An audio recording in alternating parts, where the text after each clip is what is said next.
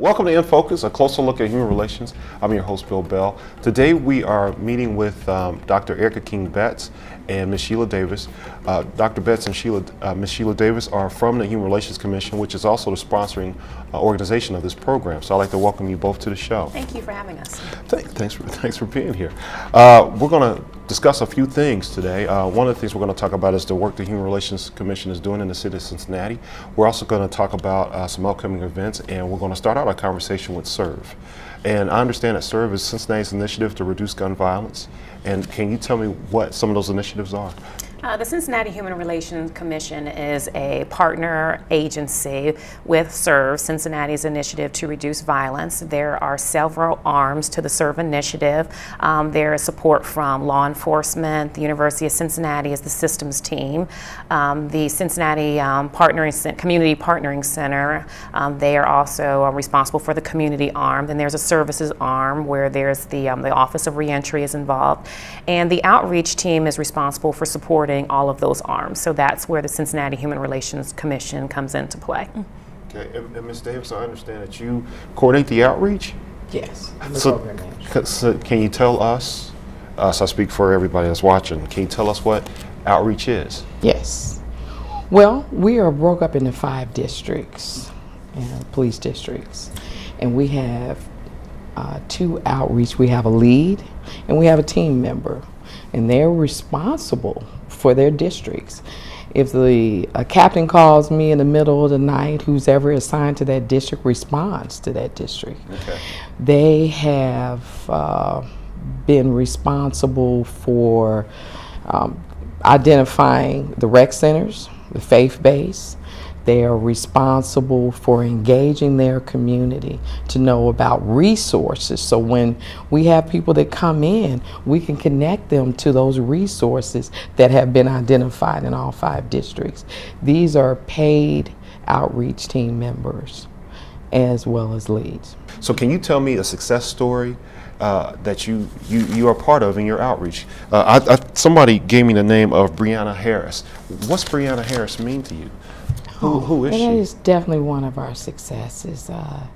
Through the Justice Center, I facilitate a group there weekly. Okay. And she kind of took to me. By me coming in every Tuesday and speaking to the women and facilitating a group, she took to me and she started writing me. And when she came home, she came to our assessment. And I was like, hey, you need to go to the SOAR program. I want you to complete this program. SOAR, which is through the Urban League. Okay. And she completed that. She got her GED. Okay. Right? Okay. And she calls me every week, mentoring her and really giving her the support of letting her know that she can do and be whatever she wants to be.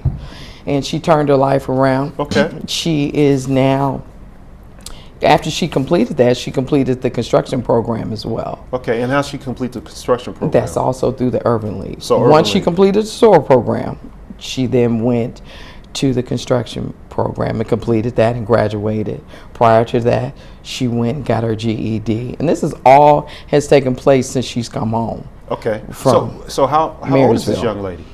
She's like 25. 25 years old. Okay, so basically in terms of outreach, in terms of CIRV, you have a person here that was, I guess, I would assume, incarcerated for an act of violence. Is that fair to say that?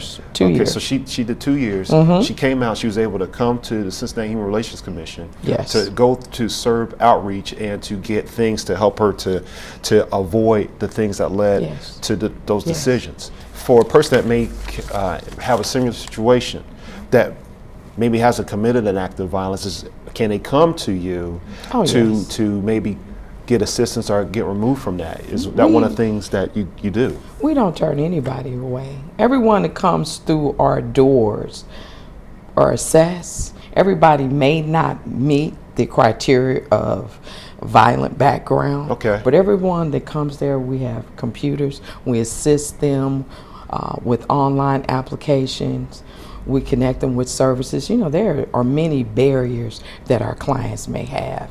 You know, there's people that come here, they have their ID and they're still the penitentiary ID.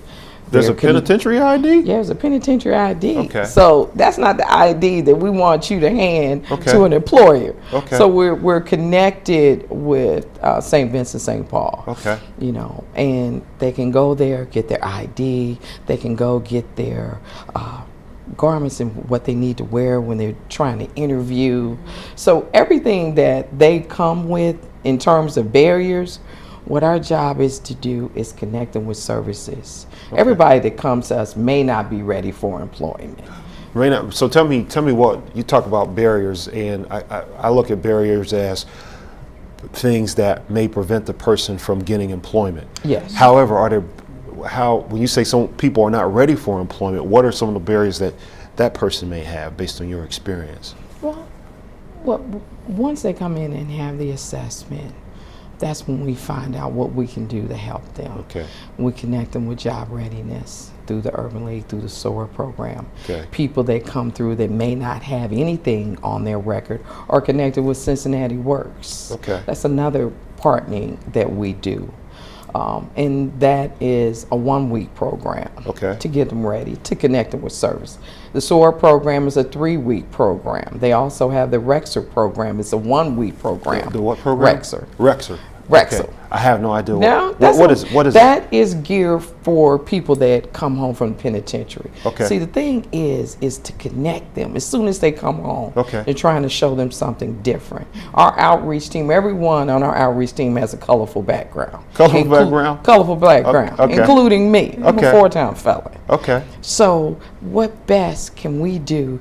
We can help them in helping them with coaching, mentoring, and so they can climb through those bridges. My job every day is to connect people with services, as well as be able to go out here and put a face on felons. Okay. Right. That's what I do. Because once I engage business owners and we're sitting, we're talking, and I talk about the colorful backgrounds that our clients may have, and then when they know that they're talking to one, you know, see, I'm their hope shot. Okay. You know, I believe that education and awareness is going to be the key ingredients. Okay. You know, it's not the police, it's not city council. What it is a community effort. It's a community effort. Okay. Okay. I think that's good, and I think the work you do is fantastic. In our outreach efforts, they're out daily in the hot spots where really no one can go.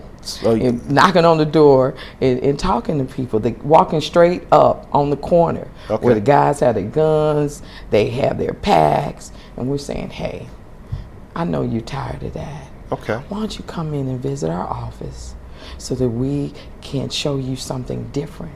Because we've all lived that life in some form. Okay. But we can also show them that we've changed our life around by doing the right thing, and we have a direction that we can help them overcome those boundaries. Now, you talk about team.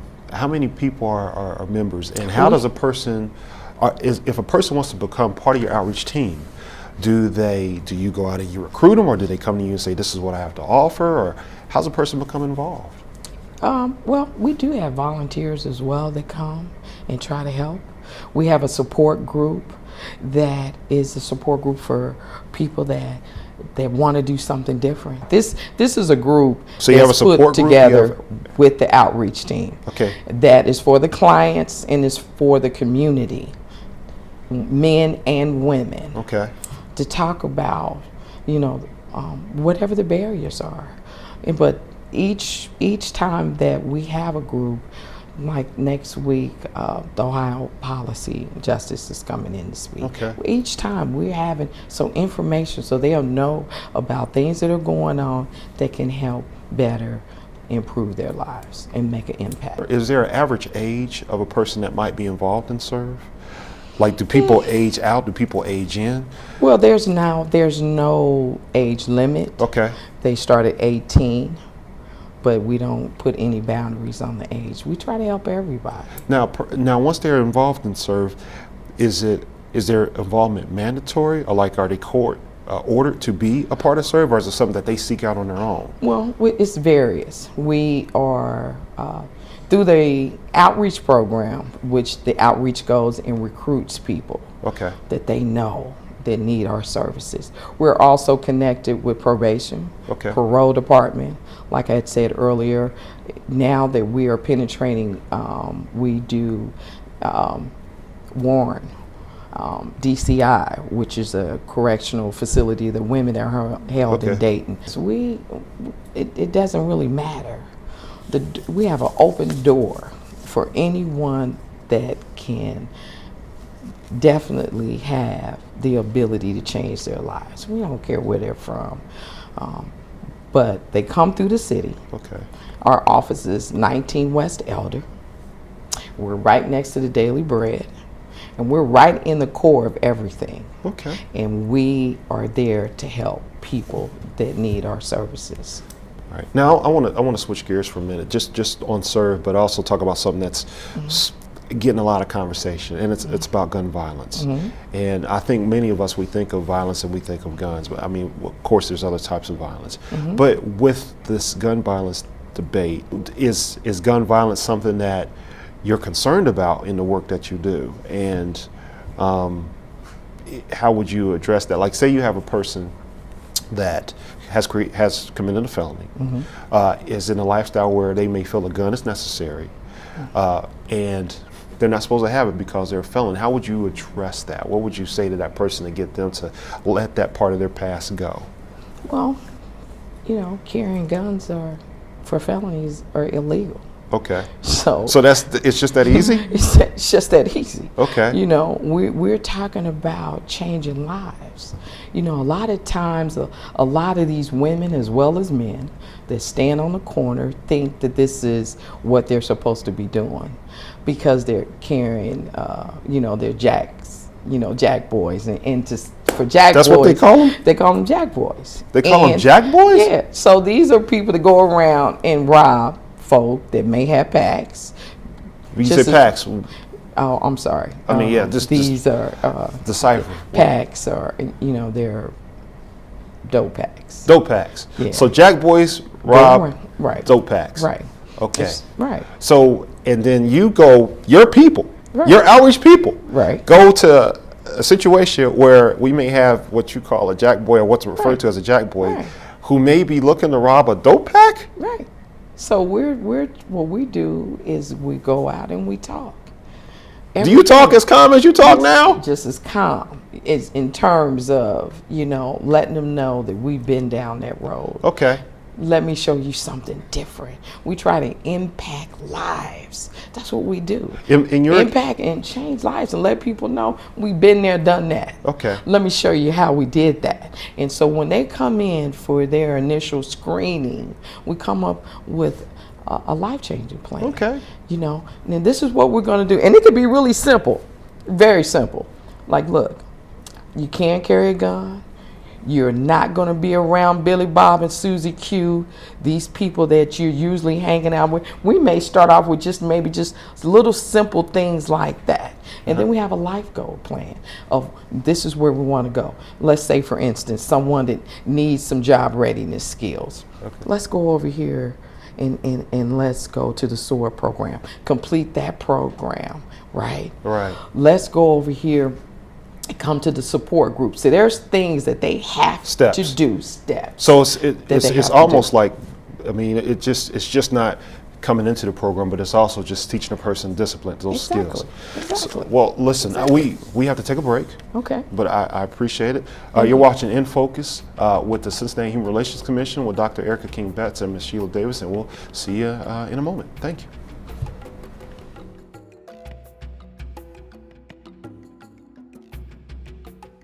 For those of you who are new, my name is Ms. Sheila, and what this is a mentoring program for you women. I work with people that used to be just like me. That's why I come in here and kick it with you and keep it 100. To come in and share with you about the struggles, but if you come up with some desire to want to do something different, that's all you need.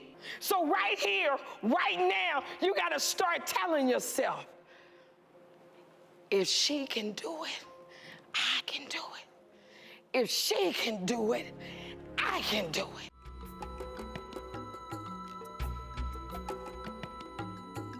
Welcome back to InFocus, a closer look at human relations in the city of Cincinnati. I'm your host, Bill Bell, and we are continuing our conversation with the Cincinnati Human Relations Commission, our sponsoring organization, and we're here with Dr. Erica King-Betts. So, Ms. Betts, welcome back to the program. Thank you. Ms. Davis had to go and attend to some other duties. Yes. I'd like to talk to you about some of the things that are going on in CHRC. And first of all, I mean, we're in 2013. Can you tell me some of the things that the organization's done? Okay.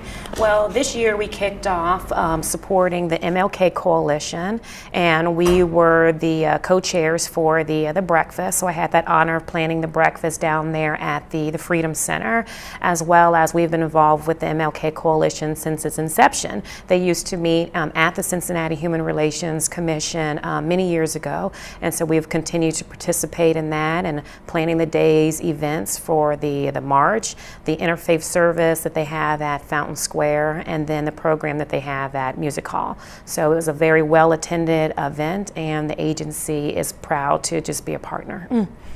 So we kicked off the year with that. I've been here now for 7 months. Happy anniversary. Thank you. Been here since August the 1st. And in those 7 months, we have been very, very, very busy. We've had an increased focus in ensuring that all of our programs and initiatives are mission and vision focused. So we now have a youth services coordinator, and she's responsible for giving voice to youth in the community so that they can speak out against prejudice and discrimination that's happening amongst their peers, so in the communities that they live in their schools, and even in their families.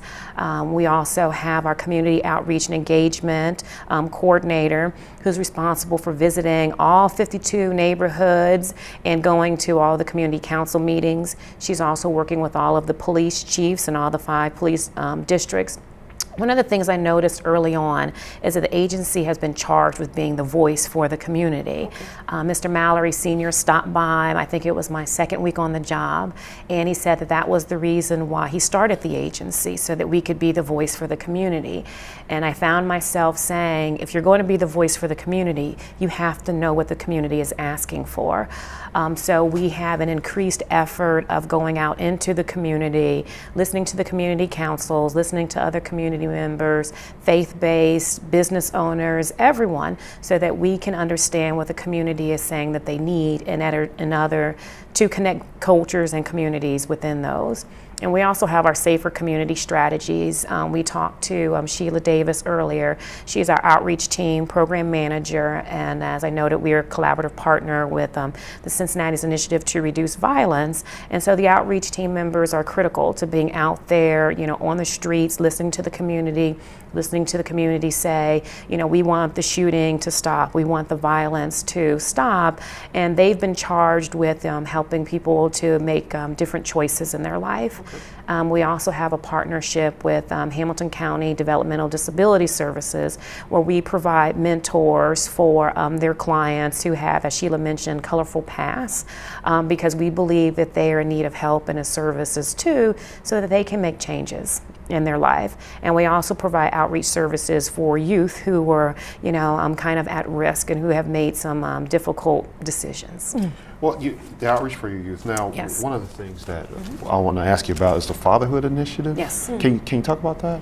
The Fatherhood Initiative is a grant that the agency received, and what we've been responsible for is bringing together collaborative partners to have conversations around fatherhood.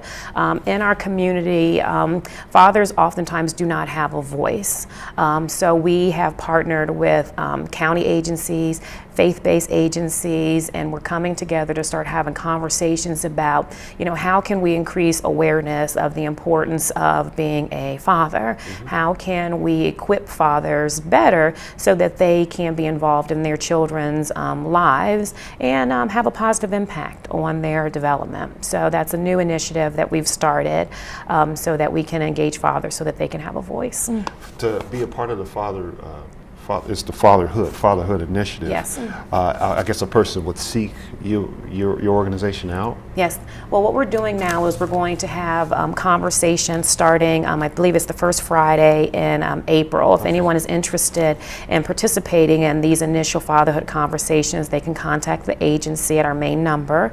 And what they can do at 513-352-3237. And they can ask for our senior program manager, Miss Joanna Hall. And she is working with the other agency partners to bring together other social service providers who are working with fathers. So I believe there's going to be members there from Jobs and Family Services, from the courts, as well as there's some other agencies out there that provide fatherhood programs, like through Talbert House. And so we're inviting all of them to come to the table so that we can be having a discussion around how can we give voice to fathers in Hamilton County. Now, when you say give voice to fathers, you're speaking of fathers that may be absent. You're not speaking of a father that lives at his house and can never get a word in with his kids and his wife, are you? I think we're speaking to both. Both, huh? I think we're speaking to both, that there are a lot of fathers who are absent from their children's lives for various reasons. It could be a relationship that didn't quite work out the way that, both parents had expected it to work out, but those fathers still need a way to be engaged with their children, if they so choose to be engaged, with them. If they so choose to be, but we want to highlight the importance of fathers being involved in their children's, lives. You can't make anyone be involved in their children's lives. You can hope that people will want to be involved in their children's lives, but we want to increase awareness of the importance of being actively engaged. And there may be fathers living in their, homes with their children, and they don't feel engaged in their children's lives. And it could be that they don't know what their role is as a father in the household, whether it's, how they saw their parents growing up and maybe their father wasn't as present. But we're going to be talking to fathers and highlighting the importance of fatherhood. So.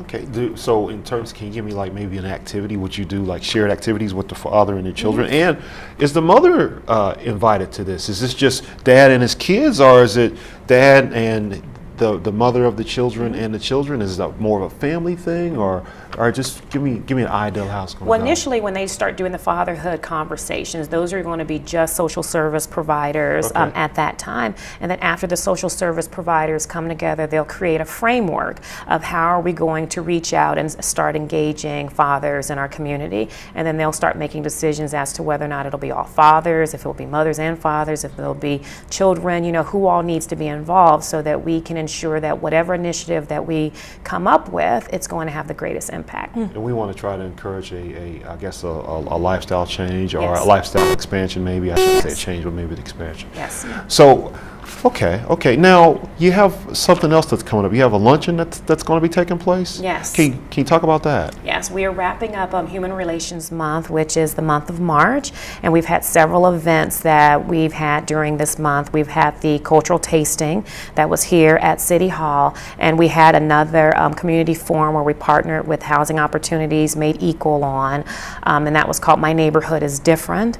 And then we have the Night at the Mic, which is coming up, I believe it's tomorrow. Night at the Mic. Night at the Mic is an open forum for youth to come to City Hall, and several of our council members have signed up to serve on a panel to listen to our area youth talk about, what are the issues that are concerning to them and that are impacting their education, that are impacting their lives, and it gives youth an opportunity just to speak out about what those issues might be. And then in May, the Cincinnati Human Relations Commission will be hosting our annual luncheon, and it's going to be at Music Hall on May the 7th, so that's a Tuesday afternoon. And the city manager, Milton Dehoney, is going to be our keynote speaker, and our MC is going to be Mr. Curtis Fuller. He's our MC every year, so he's excited and he'll be there. We will also be honoring our founder, Mr. Mallory Sr., as well as our first chairman of the board, Judge S. Arthur Spiegel, and his wife, Mrs. Louise Spiegel, who've been longtime supporters of the agency. And we'll be honoring 3 area youth as well for their service to the community. So it should be a wonderful event. The youth that you're honoring, are they for the service to the community, how were those youth selected? Our youth services coordinator, Ms. Jamie Bryant, has been reaching out to all the principals for Cincinnati Public Schools, for all the schools in Hamilton County, and all of the surrounding counties, getting them to nominate youth in their schools who have been good stewards in their community, who really live the agency's mission. If they see someone who has been discriminated against, they spoke out against that. If there's prejudice that's happening in their community, they speak out against that. If they've started up, some type of a group, whether it's through an organization or through their church, so that they can have an impact on their peers. We want to know who those youth are. And so they've been nominated by their principals, their counselors, pastors. I believe that we've had a few nominations out of the Cincinnati Public Schools as well. And we really want to honor those youth for the work that they do, because youth have a voice, and we have to ensure that people are aware of that and are hearing what they have to say. Now, with the youth and they've been honored, to be considered, do they have to have just good grades? I mean, you talk about them speaking out and are having a voice for prejudice or maybe something in that nature, but is there like a community service requirement, or and for your youth, I guess your youth programming, do you have a community service requirement for that, and what does that normally entail? For the award, they did have criteria. They want someone who has good grades, who is a good citizen within their school. So not a whole lot of the expulsions and suspensions and detentions and tardies and everything else to school. So we want to honor youth who are serious about going to school and who are committed to their school, their organizations, their church community, whatever it might be. But this is someone who is a leader in their community, someone who is speaking out when they see injustice occurring. And as far as our youth services programs, it's open to any and everyone. There isn't an education requirement. We just ask that you are a youth in order youth to. Is 17 and under, or youth is I believe, high school? I believe Jamie has listed it up to age of 21. 21. So within college as well. Okay. They are considering to be youth. So from 12 to, I believe, 21. 12 to 21. Okay. Wow. Okay. I'm fine with that. Yes. Now, in terms of the luncheon that's coming up on May 7th, is that a fundraiser for your organization? Yes, it is the largest fundraiser for the agency, and anyone can go online to the agency's website at www.chrc.us, and they can download a registration form, or they can call the office at 513-352-3237 and request additional information, and we can mail that out to you, we can email it out to you. But it is our largest fundraising effort, and the money used from this fundraising effort is used to fund all the different initiatives I mentioned. So our youth services, our community outreach and engagement, and our safer community strategies. Okay. Now, since you've been there, you're 7 months, again, happy anniversary. Thank you. You've made some changes, and one of the things you've done is you've added people to the organization. Yes. And with the programs, can you tell us about any new members that are part of your team? We have a lot of new members to the team. When I first started, I noticed that a lot of the programs were kind of being done by one person. And so it was important for me to recognize that one person can't do it all, and that we need to have coordinators over specific areas. So Ms. Jamie Bryant is now on board as a full-time staff member as our youth services coordinator, and she's really been able to expand those programs. So working on current initiatives, as well as starting to do some 5-year planning as well. So we're getting all those strategic plans together. Ms. Christina Brown is our community outreach and engagement coordinator, and she's new as well. And when you talk about being the voice for the community, if you don't know what the community wants, then you can't be the community's voice. So it was important for me to bring someone on board who could fill that niche, and so that we can have more of an impact on the community and hear what the community's needs are. So we have, those are the two new people, and then we have our PR and marketing coordinator as well, Miss Missy Stearns, who is now on board full-time as well, so that we can really get the agency's mission out there, whether that's through social media, and I've noticed that there's been a spike in our social media contacts, so that she can be supportive of the work that you all are doing down here at InFocus, as well as continuing just to get our message out there as much as possible. Okay. Now you have staff, but also do you have a need for volunteers? Or say a person maybe wants to donate a couple of hours a week to you. How would they do that? Is there an application online, or do they go through their church, or just tell me how? They can just call the office. Call the office. They can also go online to the website and go through our link of contact us, and they can say that they're interested in volunteering with the agency. There's always a need for volunteers, and I believe the coordinators are going to be posting for interns and volunteers that they need over the summer months. There are a lot of high school students out there who need community service hours. There are a lot of fraternities and sorority members that need community service hours, and we are always looking for community volunteers to help us to advance our mission and vision. Okay. Well, Dr. Erica King-Betts, I want to thank you for coming to InFocus. It's always a pleasure. A half hour is not always long enough, and this is one of the occasions where it's not, but we appreciate that, and we appreciate the support of this program through your office, and we're going to wrap it up, and thank you for watching InFocus. I'm your host, Bill Bell, and we'll see you next time. Thank you.